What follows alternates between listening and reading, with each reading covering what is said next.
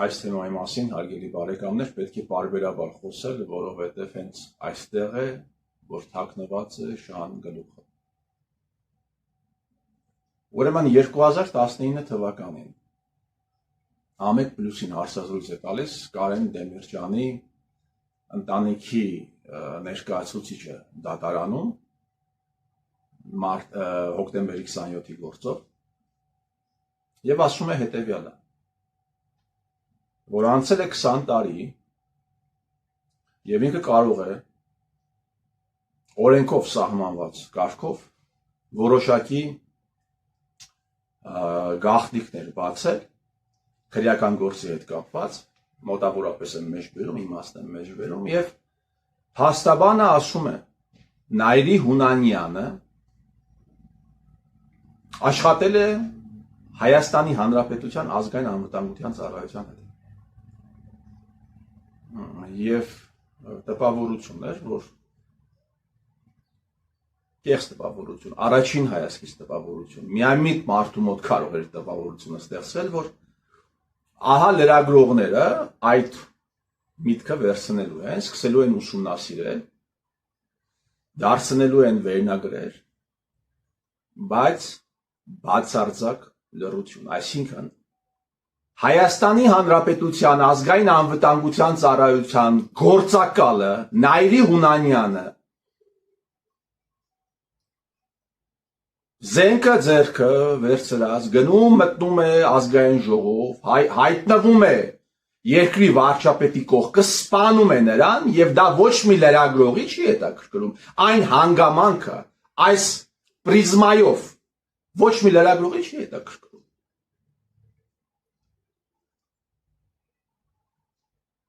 Ոչ մի հարցադրումներ, բացարձակապես։ Ազգային ժողովում ոչ մի ելույթներ, այդ թվում ընդդիմադիր խմբակցությունների կողմից ոչ մի ելույթներ։ Իմիջիայլոց սա կարող են շարքել եւ իշխանականները եւ ընդդիմադիրները։ Սպասումը կարող էր առաջանալ միամիտ մարդու ընդամենը մոտ։ Բացարձակ լռություն։ Իմիջիայլոց պիտի ասեմ, որ 99 թվականի հոկտեմբերի 27-ին Սերժ Սարգսյանը զբաղեցրել է նախարարական պոստը զբաղեցրել, նա եղել է ազգային անվտանգության ծառայության ներքին գործերի հետ նախարարության ղեկավարն է եղել եւ ինքը Հայաստանում չի եղել, իշքան գիտեմ, ինքը Հայաստանում չի եղել։ Ընդհանրապես Հայաստանի Հանրապետությունում երբ այսպիսի դարակազմիկ ողբերգական իրադարձություն է տեղի ունենում, Սերժիկը Հայաստանում չի լինում։ Երբ Հայաստանի Հանրապետության ազգային անվտանգության ծառայության միջոցով նրանց գործակալների միջոցով իրականացվում է ՊՊՑ գնդի գրավումը, Սերժիկը էլի Հայաստանում չէր, նա գնացել էր Ղարաբաղ։ Հիմա այս թեման մատնվեց լռություն։ 2018 թվականին Հայաստանի Հանրապետությունում, այսինքն եւս մեկ անգամ այս թեմային անդրադառնանք, ազգային անվտանգության ծառայության գործակալ Նայիրի Հունանյանի դեմը սկսում են զարմանալիորեն բացվել դռները, բոլոր դռները ընդհուպ միջև հասնում է նա Վազգեն Սարգսյանի կողքը։ Հələ երկու հատ ռագատկա վերցրեք, հարգելի բարեկամներ, կամ պարսատիկ եւ փորձեք գնալ հասնել Ավինյան Տիգրանի կաբինետ։ Տեսնեմ կստացվի ձեզ մոտ։ Հələ երկու հատ փոքրիկ քար վերցրեք եւ փորձեք գնալ հասնել Մեհեր Գրիգորյանի կաբինետ։ Հələ երկու հատ փոքրիկ փայտ վերցրեք եւ փորձեք գնալ հասնել, չեմ ասում վարչապետի, այսպես կոչված 16-րդ վարչապետի։ Գնացեք, հասեք Ռուբեն Ռուբինյանի մոտ, տեսնեմ կկարողանաք, բայց Նայիրի Հունանյանը կարողացել է զարմանալիորեն բոլոր դռները սկսել են այս ազնվորության դեմը բացվել։ Սա չի հետաքննվել այս հայտարարությունը։ Հայտարարությունը արել է հիմնվելով քրեական գործի նյութերի վրա Դեմիրճյանի ընտանիքի փաստաբանը, ոչ թե լրագրող է արել, ոչ թե բլոգեր է արել, ոչ թե քաղաքական գործիչ է արել, այսպես կոչված, այլ կոնկրետ այդ գործի նյութերին ծանոթ մարդ։ Անցնում է 20 տարի։ Հայաստանի Հանրապետությունում տեղի ունենում մասշտաբային մի մեծ ռեալիթի շոու, խաբեություն, միլիոնավոր մարդկանց սկսում են օգտագործել որպես մասովկա, 10-րդ դասարանի, 11-րդ դասարանի աշակերտներին դպրոցներից հանել են տալիս, փողոց փագել են տալիս, որպեսզի հետո տանեն մտցնեն Աղդամներում ու Ջաբրայելներում, հիմնականում Ջաբրայելներում բայրակթարների տակը ու հետո պետությունը այդ տղաներին ճանաչի օկուպանտ խուժան։ Սա եղել է մի մասշտաբային մեծ դավադրություն, հանցագործություն ընդդեմ հայ ազգի։ Կազմակերպիչները, ուզում եք կազմակերպիչներին իմանաք, ձեզ թվում է ԿՊ-ն է սա արել։ Այդ ԿՊ, այդ տարերը, երկու տարերը մանտրայի պես կրկնող ուբլյուդեկներին ես ուզում եմ եւս մեկ անգամ հիշեցնել 17 թվականին կուսակցությունը լուծարվել է փաստացի։ Եվ այն ինչ որ տեղի է ունեցել էլի ազգային անվտանգության ծառայության գործակալների միջոցով։ Ուզում եք գործակալի անուն իմանալ, հիմա ասում եմ Արարատ Միրզոյան։ Ձեզ թվում է Արարատ Միրզոյանը միակ գործակալն է այդ ողջ անսամբլում, ձեզ թվում է Նիկոլ Փաշինյանը չի եղել գործակալ, Արայիկ Հարությունյանը չի եղել գործակալ, Արմեն Գրիգորյանը անվտանգության խորհրդի գործակալ չի եղել, չէ՞։ Հիմա այս հարցը մերի բարձրացնում, այս թեման քննարկվել է ընդդիմադիր լրատվականներում, այս թեման քննարկվել է պարլամենտում, իհարկե ոչ։ Ամեն ինչի մասին կխոսեն, ամեն ինչի մասին մինչև Աննայի ներքնազգեստը, այդ ընդդիմադիր պոռնիկները, ամեն ինչի մասին կխոսեն Կարապետյան Սամվել, լավ է գնայր գետինը մտներ, քան թե դու մտել ես այս խաղի մեջը։ Դու ամորալ սարիկա ես, ընդհանրապես Սերժը ում հետևում կանգնած է, ինքը դառնում է այդպիսին։ Ամեն ինչի մասին կխոսեն, ամեն ինչի, Նիկոլի Ատամներից սկսած, Էդգար Ղազարյանները Նիկոլի Ատամներից սկսած, մինչև Աննայի ներքնազգեստ, հանրային դաշտում կքննարկեն, բայց այս թեմաներին վերաբերյալ կպահեն բացարձակ լռություն։ Հիմա այս հարց եմ ուզում տալ, օրինակ Ռոբերտ Քոչարյանը, եւս մեկ անգամ, քեզ զեկուցել է Գորիկ Հակոբյանը 2007 թվականին, որ Նիկոլ Փաշինյանը ազգային անվտանգության ծառայության գործակալ է, թե չէ։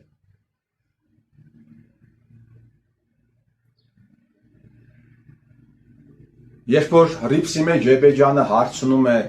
Կարլոս Պետրոսյանի մասին, արդար ձևով ասում ես, որ այն ժամանակ Կարլոս Պետրոսյանի ԱԱԾ ղեկավար եղած ժամանակ Նիկոլը ով էր, որ ինձ զեկուցեին, ճիշտ եք ասում, պարոն Ռոբերտ,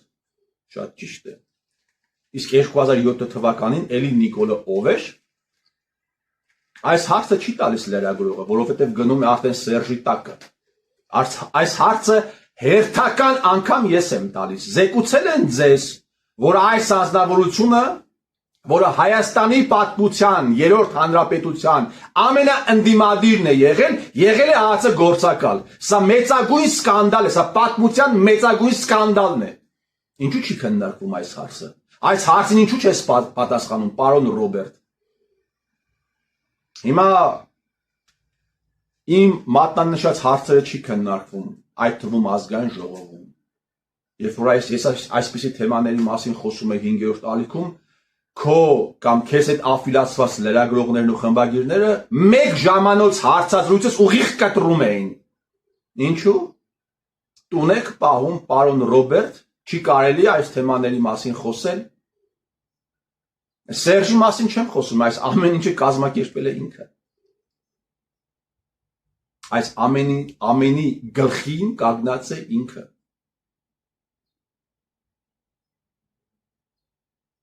Պարոն Ռոբերտ, եթե դեպուտատը կուսակցական է եւ դեպուտատը ազգային անվտանգության ծառայության գործակալ է, հիմա ինքը ում է ենթարկվում իրականում։ Կուսակցությանը թե ազգային անվտանգության ծառայությանը։ Քո ցուցակում քանի ԱԱԾ գործակալ կլինի։ Հիմա դիցուկ, եթե Իշխան Սաղաթելյանը ազգային անվտանգության ծառայության գործակալ է, ինքը ում է ենթարկվում։ Ֆրակցիային թե ազգային անվտանգության ծառայությանը։ Հիմա օրինակ Արթուր Խաչատրյանը, եթե ազգային անվտանգության ծառայության գործակալ է, ինչու եմ ասում սրանց, այն անձնավորությունը, ով զբաղեցնում է ընդդիմադիր հարթակը եւ չի խոսում իմ բարձրացած հարցերի վերաբերյալ, առաջին հայացքից, երկրորդ հայացքից գտնվում է ազգային անվտանգության ծառայության վերահսկողության տակ, ուրիշ պատճառ ես ուղղակի չեմ գտնում, թե ինչու են լռում այս հարցերի վերաբերյալ։ Հիմա այդ անձինք ԱԱԾ-ին են ենթարկվում, թե խմբակցությանը, թե քեզ։ Պիտի հիշեցնեմ ժողովրդին, որ իրականում որևէ դեպուտատ ոչ ԱԱԾ-ին պիտի ենթարկվի, որևէ դեպուտատ նույնիսկ իր կուսակցական բարձրագույն այդ մարմնի, ղեկավար մարմնի որոշումներին պիտի չենթարկվի, ինքը պիտի գործի միայն ու միայն իր խղճի եւ համոզմունքների շրջանակներում, սա սահմանադրական նորմ է, բայց հələ խիղճ համոզմունք դնենք, սրանք ոչ խիղճ ունեն, ոչ համոզմունք ունեն։ Հիմա այս անձինք իրականում ում են ենթարկում։ Նույն հարցը վերաբերում է Տաշիշ Սամվելի։ Քանի ԱԱԾ գործակալ կա քո թիմում։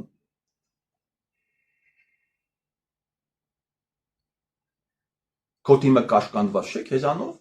Ազատ մարդկանց ես հավաքի դարձրել դեպուտատ Սամվել Կարապետյան։ Եղբայրը ասում է,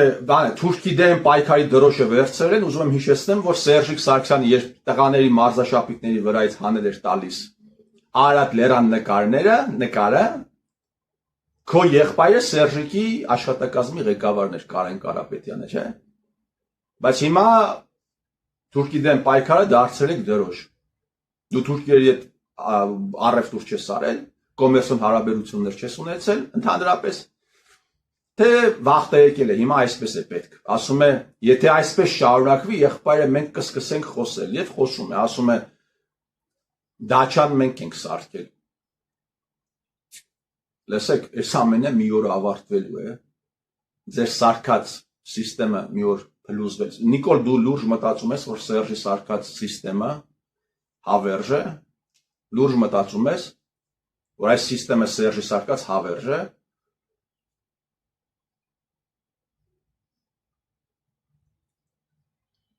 Խոսում եմ հանցագործությունների մասին, որի մեջ թաթախված է, եւս մեկ անգամ պիտի հիշեցնեմ, հարգելի բարեկամներ, Նիկոլ Փաշինյան, Սամվել Կարապետյան, այս իբրև թե սուր հարաբերությունները, 30 միլիոն դոլար Արցախի լուծարումից հետո Նիկոլ Փաշինյանը Սամվել Կարապետյանին 30 միլիոն դոլարի լավություն է արել։ Այդ ինչպես է ստացվել։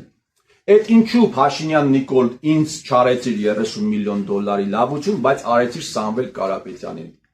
Ազգի բարերար դրա համար, ասում ես եկեղեցու համար եմ պայքարում, եկեղեցու համար պայքարող։ Դու տեղյակ ես, որ եկեղեցու ավանդույթները խախտում են 1000 ամյա մեկ այլ օլիգարխ։ Տեղյակ ես։ Որ տեղյակ ես, ինչու ձեն չես անում։ Այս ամենը ֆարս է, հարգելի բարեկամներ, սրանց սուր հարաբերությունները, հիմա կգնան պարլամենտ, կսկսեն այնտեղ իրենց կապիկությունը անել,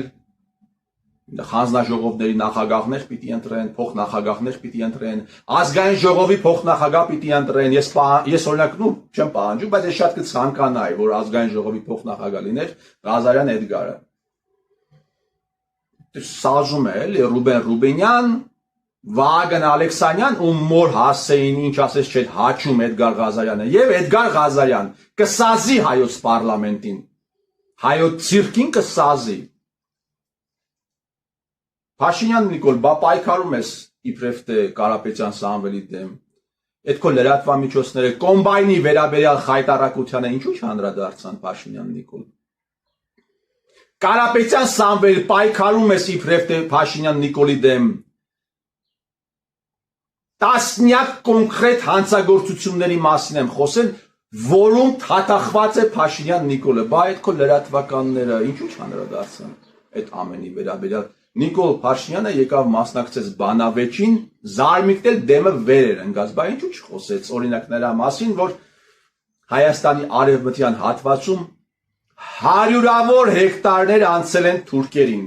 Սրանց կառավարման օրոք Սերժի եւ Նիկոլ Փաշինյանի Բա ինչու չխոսեցիր Կարապետյան Սամվել, չէր կարելի,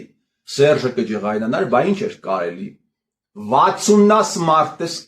այս սպիտակած մազերը թողել էլ կապիկություն անելը կարելի է, այն էլ այս ողբերգության պայմաններում, երբ հոսել են հազարավոր տեղեքի արյուն, հիմա կարելի է դա անել։ Մարդկանց արյունը շահարկելը կարելի է, որ միտինգներ եք անում, դուրս են գալիս բաները, խոսողները, սկսում են եռաբլուրից խոսել, մարդկանց հույզերի վրա խաղալ, ինչ հետ է գնան քեզ ձայն տան, որովհետև հաջորդ 5 տարվա ընթացքում Նիկոլ Փաշինյանի հանցագործությունները լեգիտիմացնելու այդ բարձր եւ պատվարժան գործը դրված է քո վրա, մինչև այդ դաշնակ մաշնակների վրա էր դրված, հիմա էլ դու ես այդ էստաֆետը ստանձնել, դա կարելի է։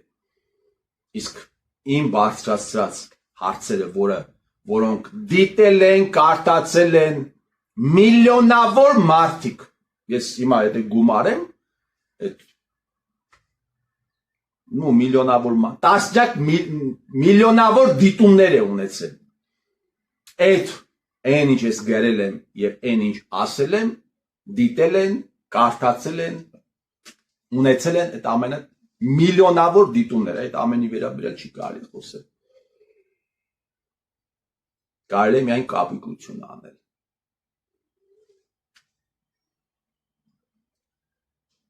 Այս ամենը կավարտվի, ես վստահ եմ։ Դա Աստված ես տեսնեմ ավարտը։ Դա Աստված տեսնեմ, թե ինչպես է ներքին գործերի նախարարը մտնելու պետական կամ հանրային հեռուստաընկերություն եւ պատրելու ի պաշտոն է ձեր կեղտոտ դեմքերը, ձեր կեղտոտ ամորալ դեմքերը եւ դրանից անմիջապես հետո